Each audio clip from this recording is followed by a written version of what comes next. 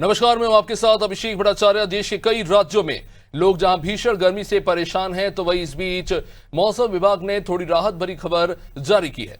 भारतीय मौसम विभाग अनुसार मानसून ने एक बार फिर रफ्तार पकड़ी है। मध्य प्रदेश में तेज बारिश का दौर कल जारी रहा। शाजापुर समेत कई जिलों में आंधी के साथ बारिश देखने को मिली। आज भी 45 जिलों में आंधी बारिश का अलर्ट है। मौसम विभाग की माने तो आज मानसून आगे बढ़ सकता है। अब ऐसे में अगले 2 दिन के अंदर मानसून भोपाल और उज्जैन संभाग के जिलों में एंटर हो जाएगा।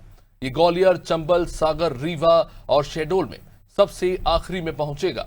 मौसम विभाग ने आज आगर मालवा और सीहोर में तकरीबन 60 किलोमीटर प्रति घंटे की रफ्तार से आंधी चलने को लेकर और बारिश के ऑरेंज अलर्ट भी जारी कर दिए हैं।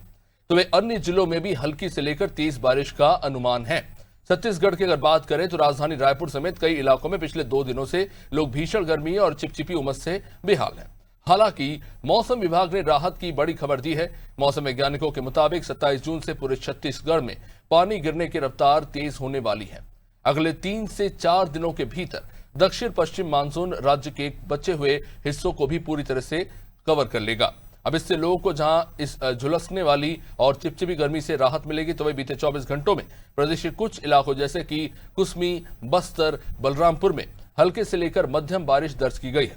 वही यूपी में मानसून अगले 24 से 48 घंटों के अंदर एंट्री करने को देखने को मिल सकता है। मौसम विभाग का यह कहना है कि प्रदेश में मानसून के लिए अनुकूल मौसमी सिस्टम तैयार हो रहा है। मानसून 28 जून तक बिहार बॉर्डर से गोरखपुर, महाराजगंज के रास्ते प्रदेश में एंट्री कर सकता है। 29 जून तक लखनऊ ये पहुंच सकता है। 1 से 2 जुलाई तक पूरे यूपी में ये छा जाएगा। आमतौर पर मानसून 20 जून तक आ जाता है, यानी कि इस बार 8 दिन लेट है। इसी के साथ आज 32 शहरों में बारिश का अलर्ट भी जारी किया गया है।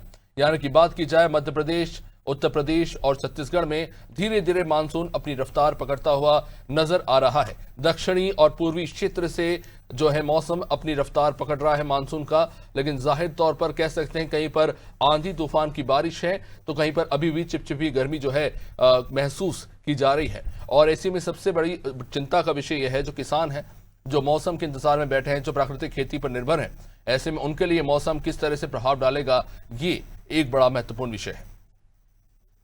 तो चलिए, हमारे तमाम सहयोगी इस वक्त जुड़ चुके और उनसे बात करेंगे और जानने की कोशिश करेंगे किस तरह के हालात है वहां पर। सबसे पहले रुक कर लेते हैं सोमनाथ मिश्रा इस वक्त जबलपुर से हमारे साथ। जाहिर तौर पर सोमनाथ, मध्य प्रदेश में एक तरह से कह सकते हैं कि एक क्षेत्र से मानसून एंट्री करती हुई कई क्षेत्रों में हम देख रहे हैं आंधी बारिश हो रही है, लेकिन जाहिर तौर पर किस तरह का प्रभाव देखने को मिल रहा है इस वक्त मानसून को लेकर खासतौर से?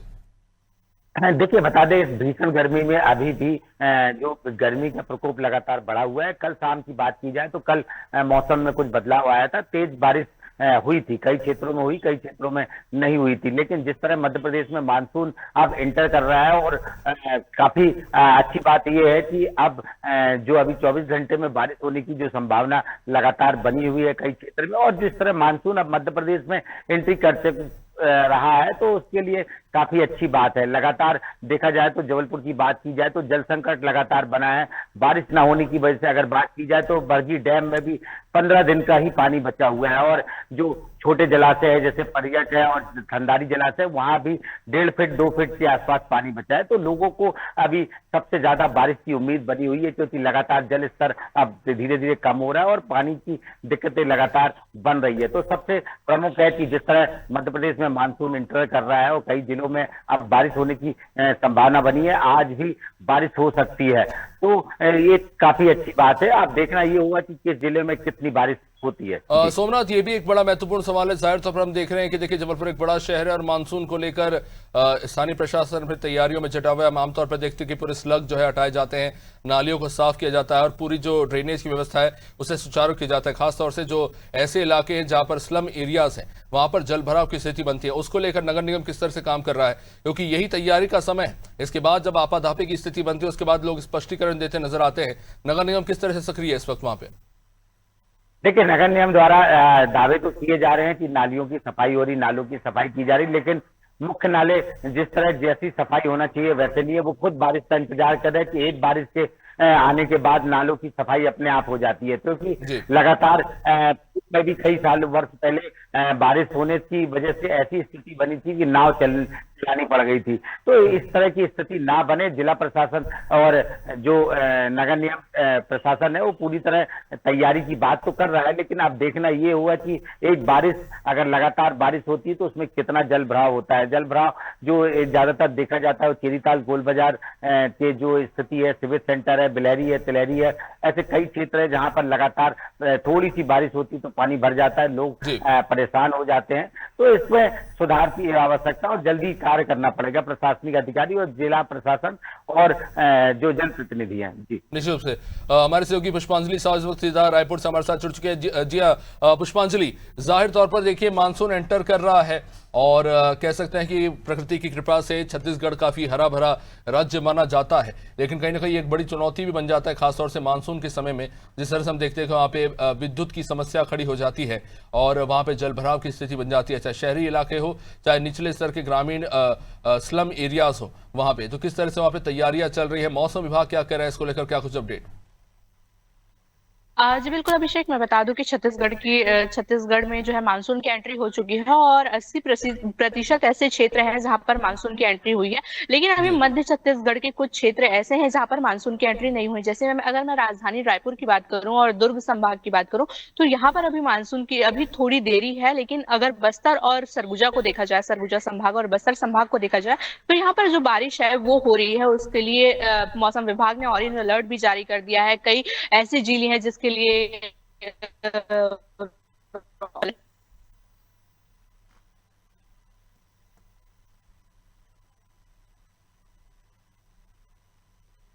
चलिए लगता है कुछ तकनीकी समस्या है, संपर्क टूट गया हमारे सहयोगी पुष्पांजलि से। पुष्पांजलि मैं वापस लौटूंगा आपके पास। हमारे सहयोगी विनोद द्विवेदी इस वक्त हमारे साथ सीधा उत्तर प्रदेश से हमारे साथ जुड़ चुके हैं बहराइच से। विनोद, किस तरह से वहां पर देख रहे हैं उत्तर प्रदेश में? जाहिर तौर पर हम देख रहे हैं कि पूर्वी इलाके से वहां पे झमाझम बारिश का दौर शुरू होता है। हमने अभी हाल के कुछ दिनों में देखा भी कि वहां पे किस तरह से जबरदस्त बारिश और आंधी बारिश का दौर चला। मौसम विभाग क्या कुछ कह रहा है, किस तरह से वहां पे कार्य योजना चल रही है? निश्चित तौर पे अभिषेक, इस वक्त तो अभी तो बहुत गर्मी पड़ रही है, लेकिन मौसम विभाग की जो भविष्यवाणी है 24 से 48 घंटे में गोरखपुर के रास्ते उत्तर प्रदेश में मौसम एंट्री करेगा। इसके बाद उत्तर प्रदेश में झमाझम बारिश होने की संभावना जताई जा रही है। बरसात 1 जुलाई के आसपास उत्तर प्रदेश के लगभग सभी जिलों में मानसून पहुंचेगा, तब जाकर लोगों को राहत की सांस मिलेगी। लेकिन अभी फौरी तौर पर उत्तर प्रदेश में अधिक गर्मी पड़ रही है। इस वक्त अगर बहराइच की बात की जाए तो 38 डिग्री तापमान इस वक्त बहराइच में है। तेज गर्मी है, तेज धूप है, तो लोग इस वक्त पेड़ों का सहारा लिए हुए हैं। लेकिन मानसून की बात की जाए तो मानसून इस वर्ष लगभग 10 दिन उत्तर प्रदेश को पीछे छोड़ दिया। अभिषेक विनोद, जाहिर तौर पर एक जो बड़ा सवाल उठ रहा है कि उद्यानिकी में खेती करने वाले लोगों को बड़ा कह सकते हैं कि प्रभाव पहुंचा है इस तरह के अचानक से आई आंधी तूफान के बीच में। तो जाहिर तौर पर किसानों का क्या रुख है इसको लेकर? ये जो इस तरह का मौसम बन रहा है, अचानक से जो आंधी बारिश होती है, कहीं ना कहीं जो कह सकते हैं कि जो साधारण पौधे या श्रब फसलें जिन्हें कहा जाता है उद्यानिकी में, उनको बड़ा प्रभाव पहुंच रहा है। इसको लेकर जानकारियां सामने आ रही है, आपके पास क्या कुछ अपडेट इसको लेकर? बिल्कुल, निश्चित तौर पर, क्योंकि जो फसलें होती हैं, जो फलदार वृक्ष होते हैं, चाहे वो हम उसकी बात कर ले, केले की बात कर ले, पपीते की बात कर ले, तो उनको खास तौर से नुकसान जरूर होता है, आम को नुकसान होता है। लेकिन जो धान की नर्सरी होती है, कहीं ना कहीं उसके लिए एक वरदान होता है, क्योंकि जैसे जैसे जैसे मानसून दस्तक देता है, ज्यादातर किसान नर्सरी का रोपण करते हैं और मौसम आने के बाद ही उत्तर प्रदेश में ज्यादातर किसानों के चेहरे पर खुशहाली आती है। क्योंकि इस वक्त जिन किसानों ने अपने खेतों में नर्सरी लगाई है, वो किसान टेबल के ही भरोसे हैं। वो किसान डीजल पेट्रोल खर्च कर रहे हैं, तब जाकर उनकी कहीं ना कहीं नर्सरी जो है इस वक्त तेज धूप से बच पाती है। विनोद, एक महत्वपूर्ण सवाल आपसे पूछना चाहूंगा कि क्योंकि उत्तर प्रदेश में हम कहा जाए तो आम की जो फसलें होती है उसका माना जाता है कि 25 से 30% जो आम की उगाई होती है वो उत्तर प्रदेश से होती है, और ये जो विपरीत मौसम के हालात बने हैं उसमें आम के किसान काफी प्रभावित हुए हैं। मंडी में क्या स्थिति है इस वक्त? आम के किसानों को क्या सही दाम मिल पा रहा है? क्योंकि कहीं कहीं ये भी देखने को मिल रहा है कि वहाँ पे फसलें प्रभावित हुई हैं, बीजों में सड़ांध की भी खबरें निकलकर सामने आ रही है, और ऐसे में मंडी में उन्हें जो भाव मिलना चाहिए वो नहीं मिल पा रहा है। निश्चित तौर पर किसान इस बार मायूस हो गया, क्योंकि जिस तरीके से प्राकृतिक आपदा रही, बड़े पैमाने पर जब बर्फबारी हुई तो फलों को काफी नुकसान हुआ। फल जो है जब पेड़ से गिर गए, जो फल बचे वो जब बचे तो उन फलों की बिक्री पर काफी प्रभाव पड़ा। इस वक्त अगर बात की जाए तो मार्केट में जो आम है वो 50 रुपए किलो, बहराइच के बाजार में इस वक्त 50 रुपए किलो, 60 रुपए किलो बेहतर आम बिक रहा है। तो इस वक्त आम की भी जो पैदावारी होती थी उत्तर प्रदेश में वो कहीं ना कहीं इस बार फीकी पड़ गई। बाजार भी इस वक्त जो है आम की फसल से फीका नजर आ रहा है। निश्चित विनोद, आप बने रहिए हमारे साथ। हमारे सहयोगी पुष्पांजलि एक बार फिर से हमारे साथ जुड़ चुके हैं सीधा रायपुर से। पुष्पांजलि, जाहिर तौर पर ये जो समय होता है यहाँ पे धान की खेती को लेकर किसान सबसे ज्यादा एक तरह से कह सकते हैं कि वहां पे अग्रसर रहते हैं। वहां पे ये जो मौसम हो रहा है किसानों को लेकर, वहां पे जो एग्रीकल्चर एक्सपर्ट्स हैं, क्योंकि अब वहां पे एडवांस एग्रीकल्चर को लेकर विशेषज्ञ अभी वहां पे किसानों को कह सकते हैं कि वहां पे एक तरह से संगोष्ठी करते हैं, किसानों को समझाते हैं कि इस समय में कौन सी फसल बोनी चाहिए। और इसको लेकर अभी जो मौसम हो रहा है, क्या कुछ अपडेट वहां मिल रहा है खासतौर से किसानों की जानकारी के लिए जो ये हालात फिलहाल बन रहे हैं उसके लिए?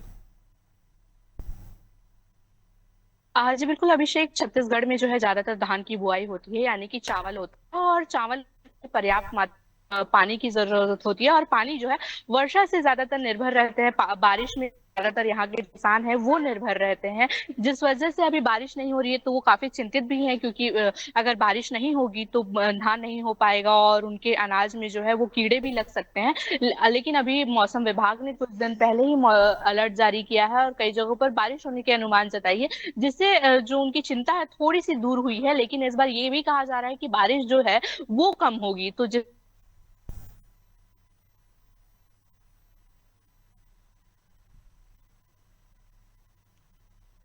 लगता है एक बार फिर से संपर्क जो है टूट गया है। वहां पे हमारे सहयोगी सोमनाथ इस वक्त हमारे साथ है। जी सोमनाथ, जबलपुर एक बड़ा शहर, वहां पर जाहिर तौर पर हम देख रहे हैं, जैसे जब बात कर रहे थे कि वहां पे ड्रेनेज सिस्टम को लेकर काम तो हो ही रहा है, और ऐसे में खास तौर से एक और बड़ी समस्या ये भी कि वहां पे ट्रांसफार्मर की फ्यूजिंग टूट जाती है, डीजल की रिफ्यूलिंग नहीं होती, और फिर हम देखते हैं कि बड़े बड़े पेड़ और झाड़ गिर जाते हैं। इस बार नगर निगम की क्या तैयारी, क्योंकि हमने देखा कि कई बार जबलपुर से लेकर भोपाल से लेकर इंदौर में यही सबसे बड़ी समस्या देखने को मिलती है कि अचानक से बिजली आपूर्ति बाधित होती है और कई इलाके 24-24 घंटे तक बिजली ना मिलने के कारण वहां के लोग जो है परेशान होते रहते हैं। इस बार बिजली विभाग के द्वारा क्या कुछ तैयारियां की गई है? देखिए अभिषेक जी, बता दें कि लगातार विद्युत विभाग की जरा सी बारिश होती है, तेज हवा चलती है तो उसकी पोल टूट जाती है, क्योंकि करोड़ों रुपए मेंटेनेंस के नाम पर खर्च किए जाते हैं। क्योंकि मेंटेनेंस के नाम पे जो काम किए जाते हैं उसमें बिल्कुल अगर ग्राउंड जीरो पे देखा जाए तो कुछ काम नहीं होते। जरा सी बारिश होती है तो लाइट गोल हो जाती है, यहाँ तक कि 24 घंटे तक लाइट कई जगह नहीं आती, और लगातार जो स्टाफ की कमी हो रही है, आउटसोर्स कर्मचारी लगे हुए हैं, जिसकी वजह से विद्युत मंडल सिर्फ पैसा वसूल रहा है और काम कुछ नहीं हो रहा है, क्योंकि लगातार उपभोक्ता परेशान होते हैं। अगर जरा सी बारिश होती तो शिकायतों का अंबार लग जाता है। 400 से ऊपर अधिक शिकायतें विद्युत विभाग में एक मंडल पे होती है। तो जिस तरह देखा जाए तो जो दावे हैं वो पूरी तरह नजर आते हैं, क्योंकि लगातार देख रहे हैं कि जो केबल लाइन डली है, बिजली की तार डली है, वो लगातार पेड़ों से टकरा रही है, लेकिन मेंटेनेंस नहीं किया जाता है। तो ये बड़ी लापरवाही है जिसको लेकर विद्युत विभाग को अलर्ट होना चाहिए, कार्य करना चाहिए। ये समस्या है, और खास बात यह कि नगर निगम भी इसमें प्रमुख इसका योगदान रहता है, क्योंकि नगर निगम के जो पोल लगे हुए जहां पर नगर निगम द्वारा व्यवस्थाएं देखी जाती है तो वहां नगर निगम द्वारा भी मेंटेनेंस किया जाता है। लेकिन स्ट्रीट लाइटें क्योंकि लगातार बंद रहती है, आए दिन दुर्घटनाएं होती है, तो नगर निगम को भी इसमें विशेष तौर पर ध्यान देने की आवश्यकता है। तो सबसे प्रमुख अगर देखा जा रहा है तो जिस हिसाब से आज की बात की जाए तो आज लाइट जो है वो ट्रिपिंग हो रही है, जरा सी बारिश होती है ट्रिप होती है। ओवरलोड, गर्मी की वजह से ओवरलोड भी बढ़ रहा है, ट्रांसफार्मर की मेंटेनेंस नहीं हो रहा है, जिसकी वजह से ट्रिप हो रही है लाइट। तो ये समस्या है, इसमें सुधार की आवश्यकता है। और अभी जो किसानों के लिए बड़ी परेशानी है, क्योंकि मानसून अभी काफी पीछे रह गया, जिसकी वजह से वो अपनी फसलें नहीं लगा पा रहे हैं। तो उसके लिए भी काफी हद तक अभी देखा जा रहा था, 2 दिन पूर्व मंदिरों में पूजा पाठ किए जा रहे थे, यहाँ तक कि महापौर द्वारा भी पूजा पाठ किया गया है कि मानसून जल्द यहाँ पर सक्रिय हो और तेज बारिश की संभावना बनी। भगवान से वो पूजन पाठ किया गया। निश्चित रूप से किसानों तक सही जानकारी पहुंचना जरूरी भी है, क्योंकि मानसून कब तक पहुंचेगा इसको लेकर सही अपडेट पहुंचना बेहद महत्वपूर्ण है। सोमनाथ, जाहिर तौर पर एक महत्वपूर्ण बात आपने कही। पुष्पांजलि जी हमारे साथ है, लगातार उनसे समझने की कोशिश करेंगे।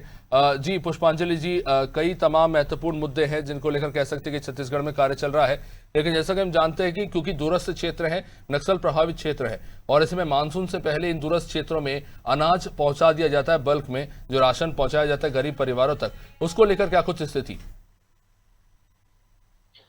जी बिल्कुल अभिषेक, इस पर हमने बात की थी, लेकिन तो इसमें साफ तौर पर कहा गया था कि जो बस्तर में बस्तर क्षेत्र है और सरगुजा क्षेत्र है, वहां पर पर्याप्त अनाज की जो भंडारण है वो कर दिया जी। गया है, क्योंकि पिछले साल हमने देखा था कि बस्तर में जो है बाढ़ की स्थिति बनी थी, जिससे काफी लोगों को परेशानियों का सामना करना पड़ा था, उन तक अनाज नहीं पहुंच पा रहा था, संपर्क कई गाँव के टूट गए थे, जिसके जी। लिए इस बार जो सरकार है वो पूरी तरह से प्रिपेयर है, और जो पूरी तरह से जो अनाज है वो अब भंडारण कर लिया गया है। तो अभी जो सरकार है वो पूरी तैयारी कर रही है अभी, और क्योंकि यहाँ भी ड्रेनेज सिस्टम, राजधानी रायपुर की अगर मैं बात करूं तो यहाँ भी कई तरह की व्यवस्थाएं जो है वो कर ली गई हैं। जी अभिषेक। बहुत बहुत शुक्रिया पुष्पांजलि, बहुत बहुत शुक्रिया विनोद, बहुत बहुत शुक्रिया सोमनाथ।